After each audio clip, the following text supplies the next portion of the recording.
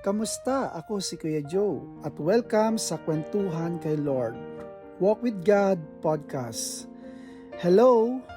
Gusto ko lang i-share sa iyo ang isang maikling paalala.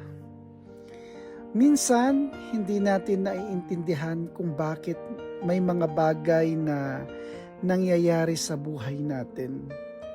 May delay, sakit, o kahit confusion. Pero, sabi nga sa salita ng Diyos, His thoughts are not our thoughts, and His ways are not our ways.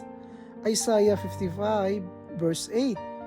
Ibig sabihin, kahit hindi natin makita yung buong picture, may mas malalim na plano ang Diyos na hindi agad natin nauunawaan. Minsan, akala natin mali ang direksyon, pero sa totoo lang, inaayos lang niya ang landas natin. Minsan, akala natin pinabayaan tayo, pero ang totoo, hinuhubog niya tayo. Kaya kung may pinagdadaanan ka ngayon, huwag kang susuko agad. Hindi pa tapos ang kwentong mo. May ginagawa ang Diyos, even in silence. Magtiwala ka lang, kahit hindi malinaw ngayon, darating ang araw, maiintindihan mo rin kung bakit.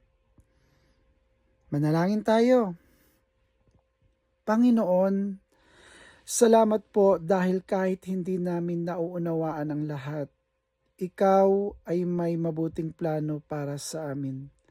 Sa gitna ng delay, sakit at kalituhan, tulungan mo kaming magtiwala sa iyo, Panginoon. Palakasin mo ang aming pananampalataya at bigyan mo kami ng kapayapaan kahit hindi malinaw ang lahat. Turuan mo kaming maghintay at sumunod sa iyong kalooban.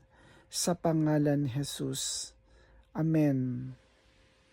Kung na-bless ka sa episode na ito, i-follow mo ang podcast na ito at i-share mo sa iba. God bless you at lagi mong tandaan, hindi ka nag-iisa. Ito si Kuya Joe at ito ang Kwentuhan kay Lord.